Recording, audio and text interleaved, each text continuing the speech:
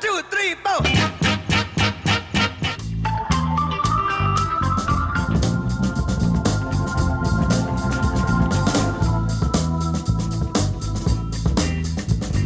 Beautiful question. Wow.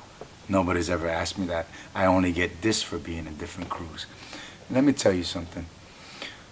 Wow, that's a beautiful question. When you're in a crew so long, your heart's in it, you know?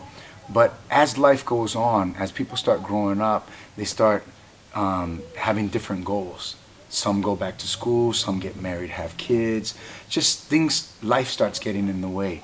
So the crew's not always together like it was when you were in the garage every day, practicing every single day. You know, people grow up. As that happens, you start searching for something, and you start looking for the good old times. You know, you miss that. What I notice is through my journey through dancing, I start getting interested how do I say, you revisit things sometimes. Or you get a new kind of inspiration. You start seeing details you didn't see. And sometimes you run into a crew that has those details, that they're on that same mind state as you as at that moment. And they become your boys, and you start hanging with them. You know, and I come from a school that if you're gonna pick up a style, you should go to the source to pick up that style. You understand what I mean? So I was taught that as a kid. Like, you always show respect to where you're gonna get something from. You know, so you should always, go to the source. When I got into Rock So Fresh, they weren't about battles. They weren't about, competition battles. Let me rephrase that for those that, if they watch this, you know. They weren't about competition battles. They were about going to competitions, to jams, and staying on the corner and just dancing.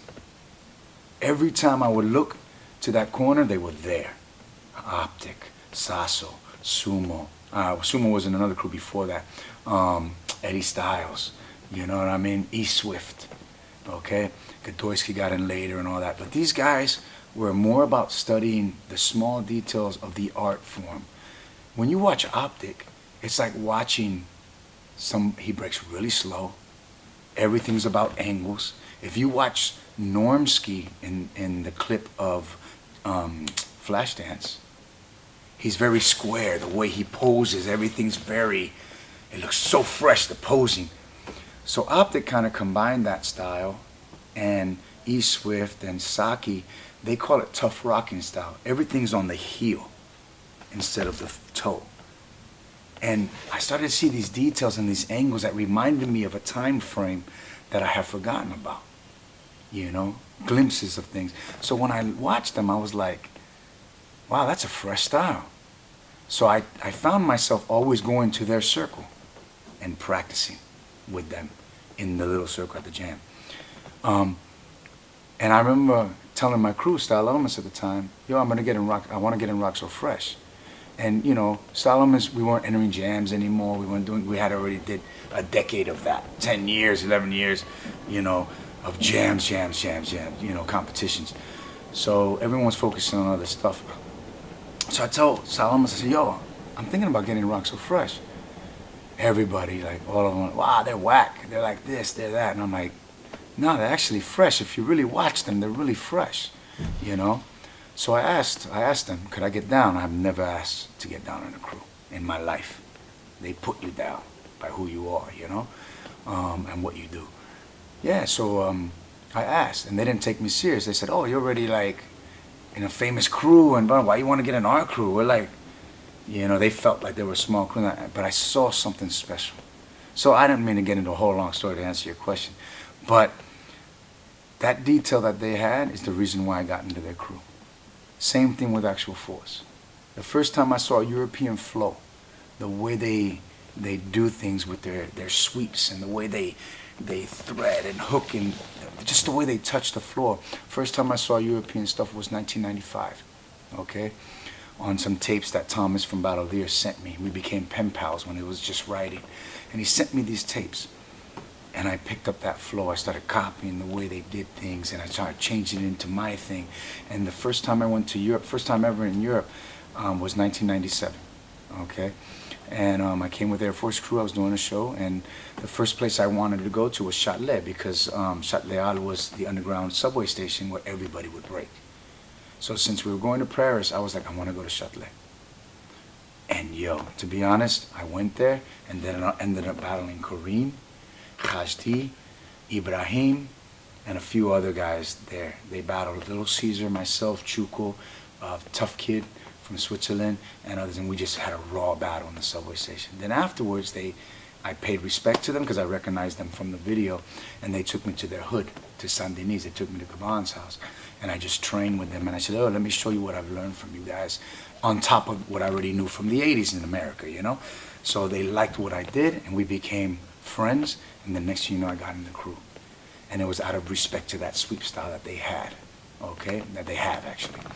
And, yeah, you know, and the list goes on. Style Elements was self-built. So to answer your question, man, the reason I get into so many crews is it's like a breath of fresh air for me.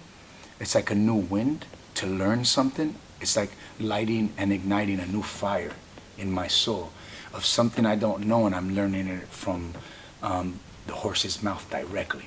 Not a rumor from somebody else, not this. I get it from the horse's mouth directly. And then I can share that experience directly because I got it from the horse's mouth. So I think that's the reason why I kind of get into so many families, you know what I mean? It also connects the chain with everybody, and we become one link, you know what I mean? Or one chain, so yeah.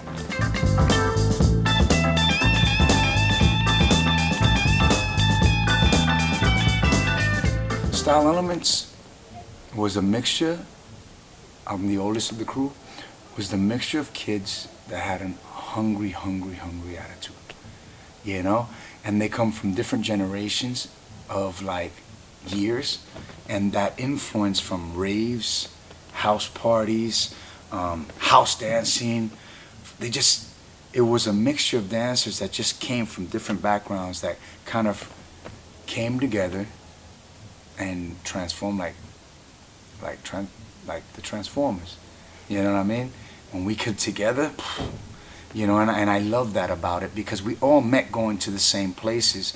Like when I moved back to California, coming from Puerto Rico, I moved back to California, and I run into these guys at clubs, at raves, at the local competitions, and it was like, wow, all these guys is like, you know. So I think in every single crew, the energy is the same in the aspect of they're all hungry, they want to learn, and this, that. But each crew is a different generation, has a different mind state. That's why I think I get into them as well. Zulu Kings, for instance, that's a legacy. That's holding on to a tradition. All my other crews as well. But when Ness put me down in Zulu Kings, wow.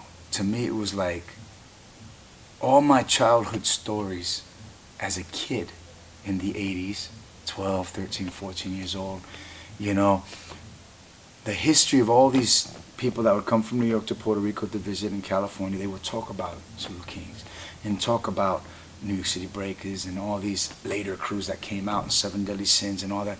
And as a kid, you know, you're having like a sleepover at your mate's house, at your homeboy's house, and they're talking about these crews, you know?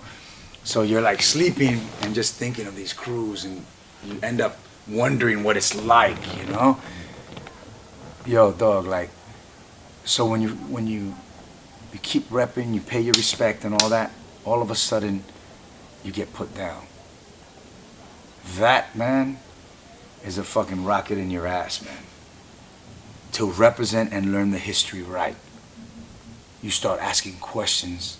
You start connecting with the OG Zulu Kings. You know, like the older ones, the 73, 74, powwow, and something. Like you start talking and asking questions, because now you're connected straight. You know, and it's like, or you have your friends from Zulu Kings asking the original Zulu Kings, and they're passing down the story. You know, so it's like, it's just that energy, man. I think it gets you so hyped, and you start learning things that you did not know, or things that you figured out that reinforce when they tell you, they reinforce something that you were like, oh wow, they reinforce it, so I'm on the right track. You know, to me, that's like when I was put down in Zulu Kings, and the more I learned, that was like, it made me better. Style Elements, I had to like rep since the beginning, you know, in the aspect of the 90s, you know, mid-90s. When we formed Style Elements, we had to start from scratch. So we went into war. That war got me into Zulu Kings. You understand what I mean? Gave me my reputation. So each one had its energy and why, okay? So you were right. The first question you asked me kind of respond, you know, to the second one. I think I could only speak from my point of view in the aspect of the energy it gave me. It's still till this day, it gives me a passion to grow. It gives me a passion that I feel like I'm going the right way. You know what I mean?